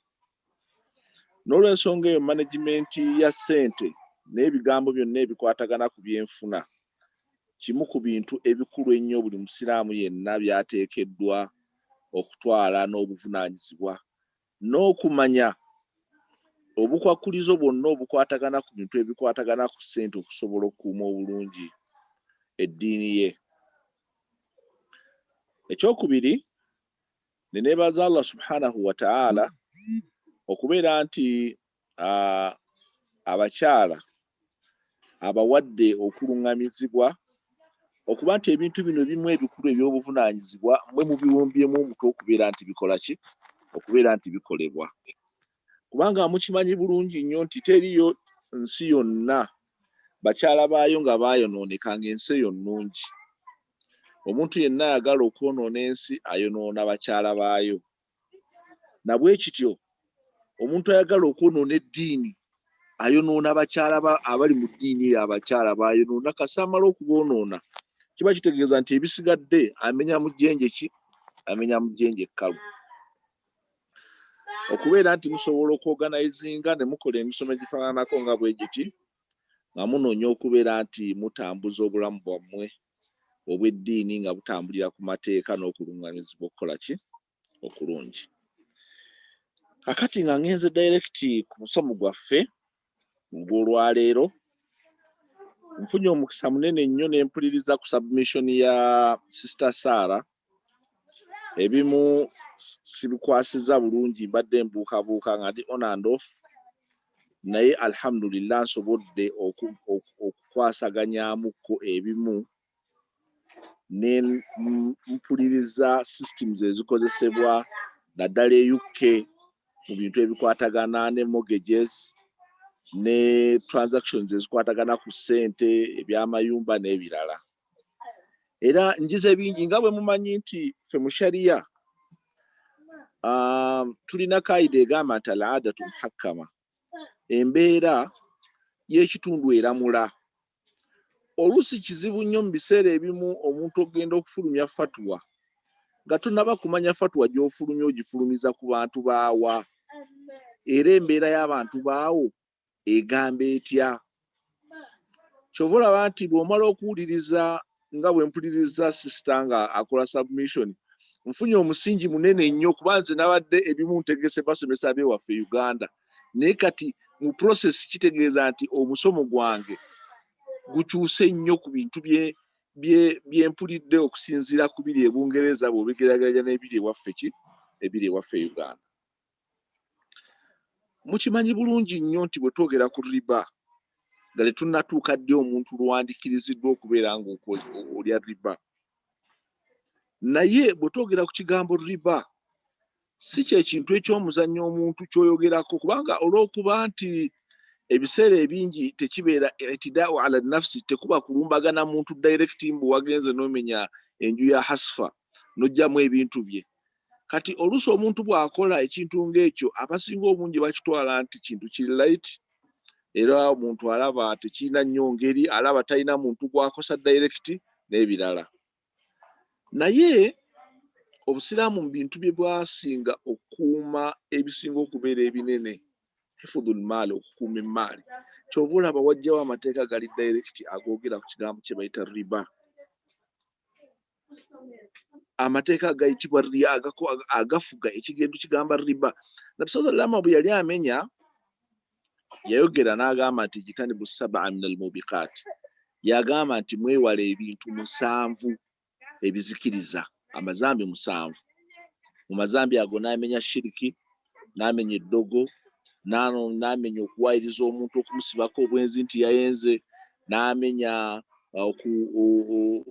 okutta omuntu n'amenya riba n'amenya n'amazambi amalala naye aya eyo hadithi eyo nabbi sallallahu bwe yagyogera waliwo amazambi gwe wali owulira nti gandirabikidde ku lisiti y'omusanvu ogwo agataalabikirako ekyokulabirako ng'ezzambi ly'obwenzi limu ku mazambi amanene limu ku mazambi Allah subhanahu wa ta'ala ge yateekako n'ebibonerezo wano ku duniya nti omuntu bakuba amayinja n'ofa oba ne bakuba embooko 10 naye nabbi sallallahu alaihi wasallam bwe yali amenya ezzambi eryo tiryalabikira ku lisiti ya musanvu ogwo naye riba yalabikirako kati tandika okukola comparison wakati w'ekintu ekyo wakati w'amazambi agameka wakati w'amazambi agabiri n'olw'ensonga eyo omuntu yenna kasita akwata mu layini yeerimu ku mazambi al-muhlikati agazikiriza omuntu era kyova olaba abantu bangi bazikiridde ng'azikirira mu ngeri gy'atategedde omuntu asobola obutazikirira financially ng'alidde riba n'olaba nti omuntu sente zimuweddeko nadda ku zero ne Allah subhanahu wa ta'ala asobola okuzikiriza omuntu ku level ya famire ye n'amuzikiriza ku nkolagana ye n'abantu abalala n'amuzikiriza ne mu mbeera endala wadde nga abatazikiridde n'ogamba nti kati yasigadde lukebe nga takola ki gatalina. Kyova olaba nti obusiraamu bwafaayo nnyo mu kukuuma n'okuziyiza riba, abantu okubeera nga bakola ki. Era hadithi Nabi sallallahu alaihi wasallam n'agamba nti omuntu okulya riba, omuntu omulyango gumu min abwabu riba gusinga 60 zaniya enyenda 6. Omuntu okulya riba omulundi gumu bakompeyalinga nga kumpi okoze ezambi erisinga omuntu ayinza okumala emirundi emeka okumanya emirundi 6. N'olwensonga eyo baganda bange, ekigambo kya riba muyina okugezesebwa kunene nnyo n'okusoomozebwa kunene nnyo gye muli, okubeera nti bo abasajja abazungu enteekateeka yaabwe yonna financial system yazimbibwa ku riba. Naye nga ate riba tagaanibwa mu busiraamu bwokka, n'amadiini amalala, amadiini gonna gonna al adiyani samawiya, tewaliwo ddiini n'emu yali eyimiriddewo n'egamba abantu nti abantu bagende batandika okulya riba. Kambeere mu Bayibuli tekiriimu. Socrates yagamba, omu ku philosophers yagamba nti ente ezaala nte ginnewaayo, n'agamba nti ne animals beget fellow animals, n'agamba nti n'ebimera bw'okisimba kivaayo n'endu nakyo ne kiproducinga ekimera kinnewaakyo. N'agamba nti ne bwe babeera abantu bw'obateeka mu kisenge awo n'obakuumirawo okumala ekiseera nga bakuumiddemu omusajja n'omukazi, ogenda okufuluma abayingira ababiri bafuluma bali 3. Naye n'agamba nti money is a barren thing. N'agamba nti sente kintu kigumba, so it should remain as it is. Kirina kusigala nga bwe kikola ki nga bwe kiri. Singa okwata akeetaano ko n'ak'ebiri n'ak'omutwalo n'ak'enkumi 2 n'okwata essente zo zonna n'ozikuŋŋaanyiza mu kisero kimu oba mu keesi emu n'ozisibiramu okumala omwaka mulamba, nkukakasa nti ojja kusumulula ekkeesi eyo osange ng'essente ezaali emitwalo 5 nga buli kamu kasigadde nga we kali, nga tewaliwo ssente zonna zisobodde kufuna mugaso oba busobozi buzaala ssente ki, buzaala ssente zinnewaazo. N'olw'ensonga eyo Socrates y'ensonga lwaki yagamba nti essente kintu kigumba ekiteeka okusigala nga bwekikola ki nga bwe kiri. Naye okwawukana riba ono okusinziira emitendero gye zizze, Nabi salama bwe yali amenya riba alimu emiteeko 2 emikulu, riba al-fadl ne riba al-nasi'a. Riba ow'omuntu okwongezaamu, kati ng'obwedda bwe mujja mumenya emitindiro ne bakuteekako interest, emu ku mitino gye neewunyiza ye muntu okuwola ebbanja n'akugamba osasule interest okumala emyaka 25, ng'ate ze yakuwola ogenda zimusasula ng'emyaka 25 giweddeko, nga ozze omusasula interest, ekitegeeza nti nga nekyomusasulirako interest takikuwanga. So kakati n'olaba tasarrufaati ezo, ate bw'otuuka eyewammwe ate waliyo ko amateeka ga regulatinga enkolagana z'abantu ne tasarrufaati zaabwe bya ssente. Naye ate kati bw'otuuka wane waffe kizibu nnyo, kubanga bw'ogendamu bayita mpaakamyu, nja kuwaamu embuzi, nja kuwaamu ente, ogenda omusajja n'akuwola akamyu, n'akuwola siringi miliyoni 1. Bw'akuwola miliyoni 1 omwezi ne gugwako ng'olina okuzzaayo 10%, emitwalo 10. Kakati senga omala n'odifoltinga n'otasasula, omwezi ne gugwako n'otayita ssente za interest ne gifuuka 10, ng'ate ne interest yennyini naye ate bagiteekako interest emala endala. Ekitegeeza nti kati abadde asasula 10% owa miliyoni 1 otandika okusasula 10% owa miliyoni meka? Miliyoni 1 emitwalo 10. Ogenda okwekanga omusajja eyagenda neyewola miliyoni 1 oluvannyuma lw'omwaka mulamba, lw'omwaka gumu, ng'essente ziri mu miliyoni 6. Bw'oba wasingayo kayumba nga bagenda n'okukateekako ku value, nga n'endagaano gye wakola endagaano ntuntunze, nga tokyalinawo alternative yonna okuggyako okukola ki? Okutwala ekyo kye wateekayo. N'olw'ensonga eyo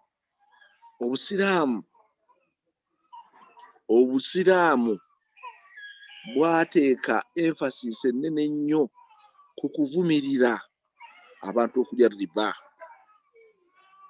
Nabi sallama n'atuuka okuba kubanga ebintu bibiri ebirina lineage nga abantu bonna abagenda babicontributingako buli muntu omusanga agenda agufuna paka ku muntu asembayo. Ebintu ebyo biri riba na mwenge.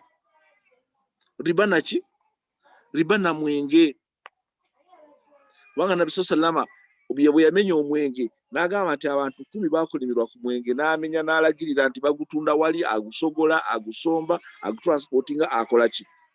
Kati bwe yatuuka ku riba n'amenya ku riba n'agamba nti omuntu yenna alya riba, yayogera ku muntu agiwandiika katibuhu, n'ayogera ku shahiduhu abagikola ki, agiwandiika, agitambuza,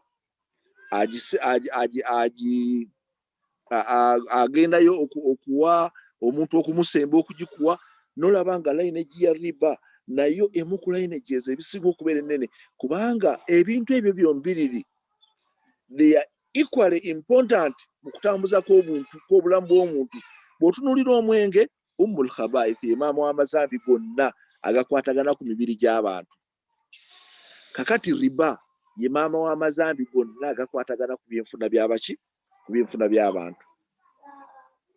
N'olw'ensonga eyo omuntu yenna kasita ekintu kyonna kiyingiramu okubeera ati buli muntu yenna akikutteko. Kati wano tubadde nga tuli mu covid nga waliwo ze bayita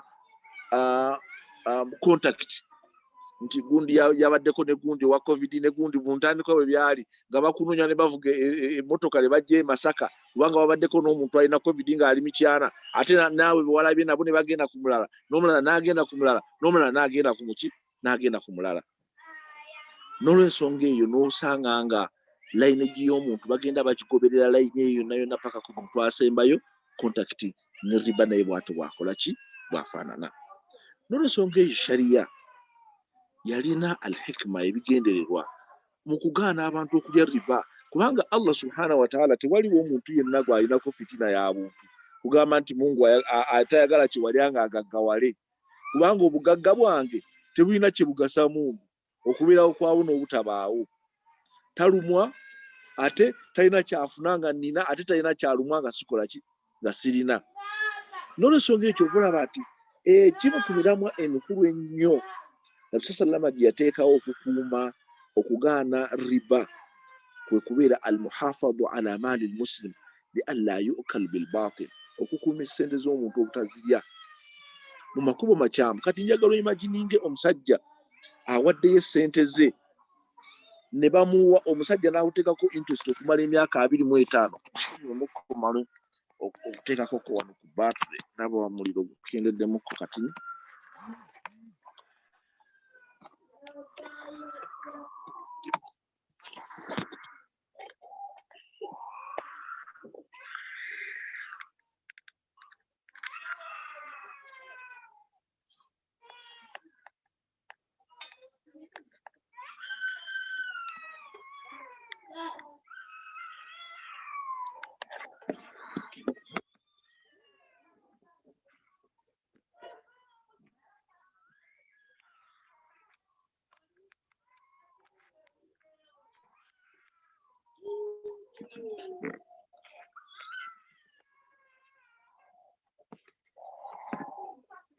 Now, no imagining a situation ng'omusajja akutte ssente n'okolerera kampuni ya banka okumala emyaka 25 ng'essente zonna bw'ozikola bwe bazinona ne bazitwala. Obusiraamu omuntu yenna okulya, Allah subhanahu wa ta'ala yagamba nti wala ta'kulu amwalakum bainakum bil batil, obutalya ssente z'abantu mu nkola ya lukujjukujju. Kampuni abasajja abadirector ne batuula eri ne batandika okuŋŋaanya interest ku ssente ez'ono ku ssente ez'oli, n'osanga nga abantu yastabiduuna nnaasi, abantu babafuga mu nfuga ya buki, mu nfuga ya buddu. N'olw'ensonga eyo baganda bange njagala ntwala omukisa guno okubategeeza nti emu ku hikima ku bigendererwa lwaki obusiraamu bwagaana abantu okulya riba, okukuuma ssente z'abantu, abantu obutalya ssente z'abantu bil batil, obutazirya mu lukujju. much as nti abantu tebasobola kusurvivinga on their own, tebasobola kuyimirirawo ku lwabwe, nti buli muntu buli kiseera olina essente ezikumala okukola by'oyagala na buli kimu, naye ruhul insani, omutima ogw'obuntu, omuntu okukuuma obuntu, okubeera nti olinamu obuntu, enkolagana yo n'abantu abalala. Abantu bavaamu level ey'obuntu, n'olaba ne gavumenti yennyini abantu abagiwa omusolo nga tesobola kuyimirirawo ku lwabwe, kubakola ki? Kubakuuma na kubateerawo maswarifu mwe basobola kujja ki? Mwe basobola kujja ssente. N'olw'ensonga eyo y'emu ku hikima ku bigendererwa okubeera nti okuddamu okuzimba omutima ogw'obuntu, nti omuntu asobola okujja eri omuntu n'amuyamba, n'amuwa, n'amala ekizibu kye, kubanga Nabbi sallallahu amanyi nti omuntu, Nabbi sallallahu agamba nti omuntu bw'awola omuntu karudhatayini, empola bbiri, yuktabulahu sadaka, bamuwandiikako ng'omuntu akoze eki? Awadde saddaaka olw'okuwola omuntu ki? Karudhatayini, empola za mirundi emeka? Ebiri. Ekigendererwa ekirala lwaki obusiraamu bwasalawo okugaana riba, abantu al istimar, abantu okubafuga obumbula. Istimar ye colonization, group emu ecolonizinga group endala n'etandika okugifuga ng'egifuga obumbula, kubanga essente zonna zonna zeekosa ziri miki? Ziri mu mikono gyayo. N'olaba nga olwaleero ssente zonna ziri mu mikono gya gundi, yasalawo, yagaba, yajjawo. Kati ngera bwe mulaba world order nga bwefaanana, nti ssente zonna ze tukozesa ziri mu mikono gy'abakulu, IMF ne World Bank. Buli muntu yenna yenna mu nsi bamubanja, Uganda bamubanja, Kenya bamubanja, buli ki, ne batandika okubeera nga yastamiruna nnaasi. Abantu bakola ki? Babaza mbuddu, kubanga kankubulire ekkiriza obagaana, obwetaavu obulina oba tobulina. Okwebaka mu nnyumba n'omala emyaka 40, wallahi ng'essente zonna z'okola oba emyaka 25, ng'emabega olina landiroodi gw'osasula, atali landiroodi nga wagula naye nga tewagula, omukolera amagoba n'omuddiza essente ze yakuwa, ate bw'omukulira emabega okumala emyaka 40, ekyamazima obeera buudiya. Saawa yonna yonna w'ofunira obuzibu nga sisita w'agambye, w'odifoltingira, ng'omanya nti ekintu kikoze eki? Kiweddemu. N'olw'ensonga eyo baganda bange, kyova olaba nti obusiraamu okubeera bwasalawo okubeera nti bugaana riba, olw'okubeera nti abantu baleme kubeera nga yastabiruuna ikhwanahum. Bakola ki? N'ekirala, abantu basobole okubeera nga tawjihi lmuslimu ila istithmari maalihi fi awjihi min almakasib alsharifa alkhaliya min alikhtiyari walkhadaa. Abantu okukola emirimu obutalowoolezamu ekyo. Kati kambabuulira ekyokulabirako kimu. Kino ekyokulabirako nkibabuulira jangu ffe mu tawuni ey'ewaffe Emityana. Kumpi almost abantu bonna abantu bagenda oli n'atunda ettaka lye, amala okubeera nga bw'amala okutunda ettaka lye n'ajja akole money lending mu tawuni. Kumpi almost buli kizimbe ky'olabako kuliko omuntu alendinga ssente, onaawola, oli awola, oli wa kaadi, ono wa ATM kaadi, ono wa gundi, ono wa kaadi za pikipiki. Ogamba n'olaba nga abantu bafunye omukisa ogw'okubeera nti omuntu takyatawaana na kunoonya ssente na kusuubula na kukola ki, atunda butunzi nju ye miliyoni ze 10 n'agenda n'aggula woofiisi wali nkya n'atandika okukola ki? No defaulting enkya, enkira egundi n'eyingiramu omuntu omulala, ennyumba n'eyingiramu omuntu omulala n'ebirala. N'olw'ensonga eyo kyova olaba nti shariya yagezaako nnyo okulaba nti ekuuma abantu n'ekuuma n'emmaali yaabwe, abantu obutagenda mu nkola ya riba, okubeera nti abantu bayiga okukola nga bakola mu mirimu egisobola okuvaamu ki? Egisobola okuvaamu ssente. Naye kakati ku keesi gye tuliko gye twogerako nti abaffe, when is it permissible omuntu okulya riba? Omuntu akkirizibwa ddi okulya riba? Ky'osooka okuteeka okumanya, 1, era Sister Sarah yakyogeddeko mu submission ye, riba ali haramun, yali haramun, wasayadallu haraman, ajja kusigala nga ali haramu mu buli mbeera yonna gy'olowooza. Riba yali haramun, ali haramun, atajja kusigala nga ali haramu ate tewaliwo ssuubi lyonna lyakuva ku haramiyatahu okuvaako kubeera nti ali haramu kubanga amateeka gajjula Qur'ani nejjula ne Nabbi sallallahu alaihi wasallam gumanyi nti is one of the sources of law naye naafa takyaliwo. Kakati riba tayinaawo mulyango gwonna gusobola kumufuula halaali omuntu okumukkiriza okubeera ng'alya riba. Teguliwo omulyango gwonna okuggyako omulyango gumu, omulyango gwa dharura gwanaakola ntya. Tewaliwo omulyango gwonna omuntu gwasobola kuyitamu n'agamba nti kati alhamdulillah wano wentuuse riba ne bwendi. Teguliwo. Wabula omulyango oguliwo guli ogu, mulyango gwa dharura. N'akola ntya? N'akola ntya ajjawo ng'omuntu talina olutanatiivu okuggyako eyo yokka nga gyakola ki gy'alina. Naye omuntu yenna kasita abeera n'olutanatiivu eya halaali nga sisita bw'amenye nze buli lunaku mmanyi nti tewaliwo an alternative. Esobola okubeera nga alternative eriwo teri 100% nti eri sharia compliant, naye at least ne bw'ebeera nga eri 70% oba 80% compliant to sharia, alternative oba omaze ogifuna. N'olw'ensonga eyo n'akola ntya? Aba amaze okuvaawo kubanga ad-daruratun tukaddaru biqadariha. N'akola ntya? Tumugeraageranya okusinziira ku buzibu omuntu bw'akoze ki, omuntu okusinziira obuzibu bw'aba afunye. Layini levo y'okugjawo n'akola ntya? Kasita emala okubeera nga tosukka ku levo gyotekwa kusukkako olw'okuba ofunye n'akola ntya? Akosa ki? Akosa haramu.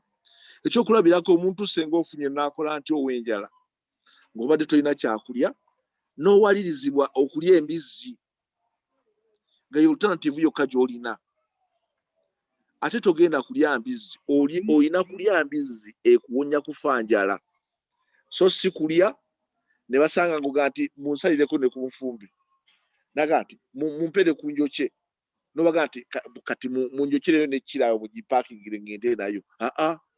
Kubanga kadaru dharura ekikero kya naakola ntya kikoma ku butafanjala nti bw'omanyi kakasa nti kino kyendidde kimponya obutafanjala, ekiri waggulu w'ekyo ekikuwonya okufa enjala kiba kiri haramu. N'olw'ensonga eyo omuntu yenna ku riba kasita omuntu yenna ofuna alternative nti waliwo alternative A, waliwo alternative B, tewaliwo option ya kulya riba ng'olina alternative okuggyako mu circumstances when you have no alternative. Ng'ekyo kyokka kyekikola ki kyekiriwo.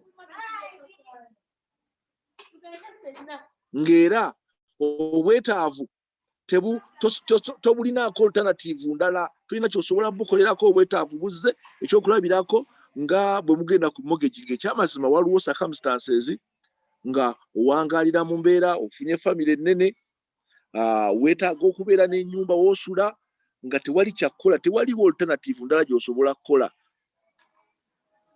Oluusi ogezezaako okusevinga ssente olemereddwa n'ogenda min baabi dharura mu mbeera eyannaakola ntya ekutwala okukola kiri. Naye ate kasa kimala okufunako alternative kiba kitegeeza nti tokyasobola kukola ki, tokyasobola kwekwasa nsonga eyo kubanga already alternative omaze ogikola ki, omaze ogifuna. N'olw'ensonga eyo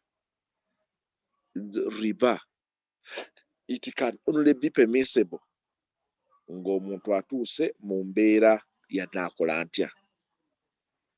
Nga naakola ntya oyo gwatuuseeko has no alternative, talina alternative ki ndala. Kasita ofuna alternative endala eya halaali, kyonna kyokola oluvannyuma lw'okufuna alternative ya halaali yakunu eitidaan.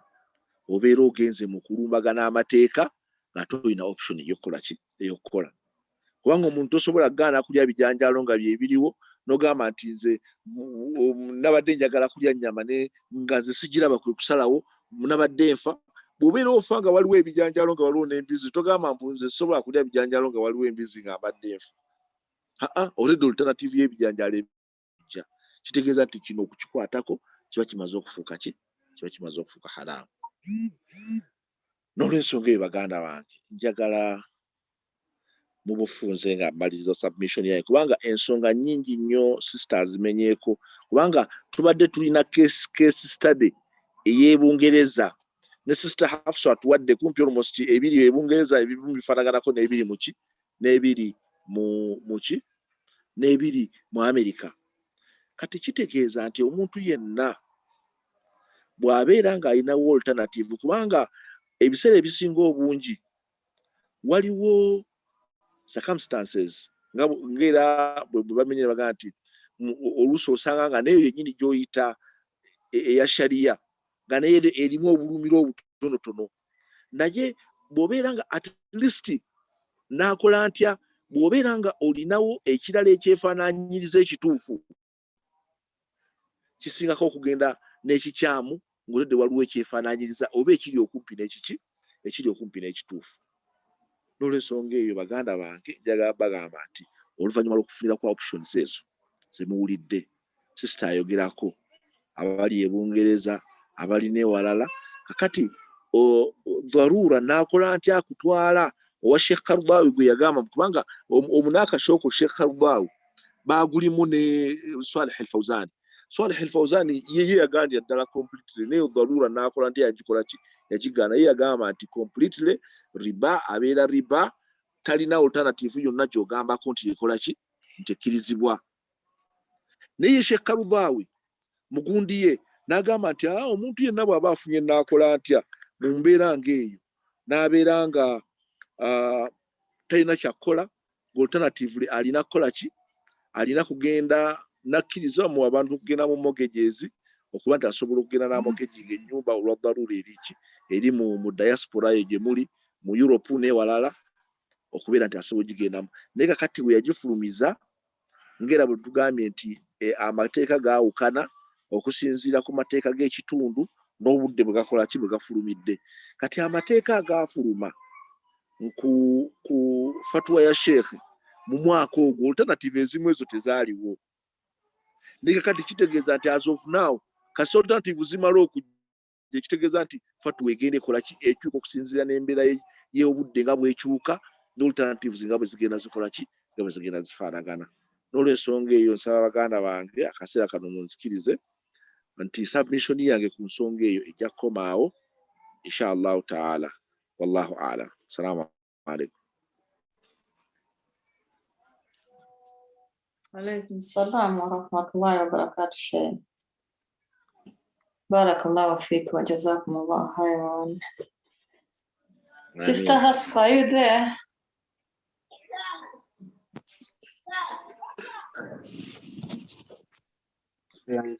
Zakaria, jazakumullah khairan.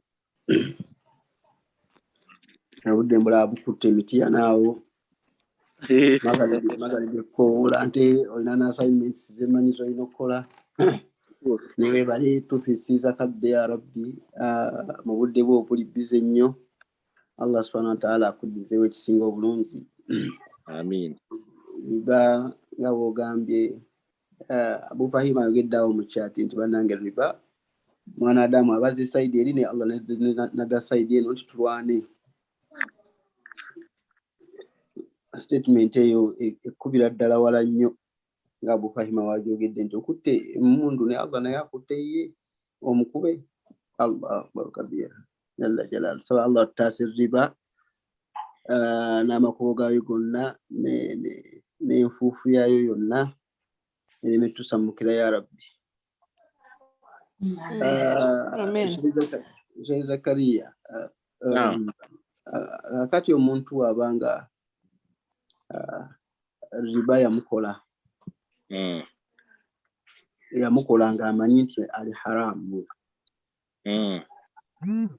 era akyalina emyaka 25 akyali ku myaka 25 alinako emyaka 10 okumalayo. Afunye ne alternatives zino naye zimulemesezza okukyusa. Akola atya omuntu oyo? Akola atya? Yakigendamu ng'akimanyi naye n'agamba n'ayingiramu nga oluusi ye teyagenda na fatwa ya Sheikh Kardawi Yusuf al-Kardawi la wabula ye yakigendamu ng'akimanyi obusiraamu bukigaana naye nakola ki njagala nnyumba bulaaya nga talina gundi talina dharura nga talina necessity ya waggulu talina necessity wabula yakiyingira mu buyingizi kujemera Allah subhanahu wa ta'ala naye saawa zino omuntu wa Allah asomye afune imaani abuzayo emyaka 10 ku mortgage alternative eriwo wano kati ante ye bw'agimalayo ajja kufuna sente nnyingi bw'agimalayo ennyumba after 10 years bw'aba asuubira nti emyaka 10 agirina asobola ogitunda emitwalo 40 n'afuna akasente ke akawamu ate alternative era gy'alina nti he or she can remortgage the house oba they can sell the house kati mu myaka gino 10 gy'abuzaayo asobola n'afunako equity n'afunako banka nemugamba nti kale ndofunyeko emitwalo 40 mu kifo ky'emitwalo 40 gali abuzaayo emyaka 10 banka nemugamba kale tugenda kukwalika emitwalo 40 ennyumba tugiguzeeko omuntu oyo bw'oyaga akola atya afiirwa 40 gali amalayo 10 gye tamanyi lwagenda kufa oba atwale gineena oba 3 ngenda kusonyiwamu ngenda kanyingireko wano power banka yange ate nayo jahannama abadde yagiweddeko obedda mmanyi ekyaginde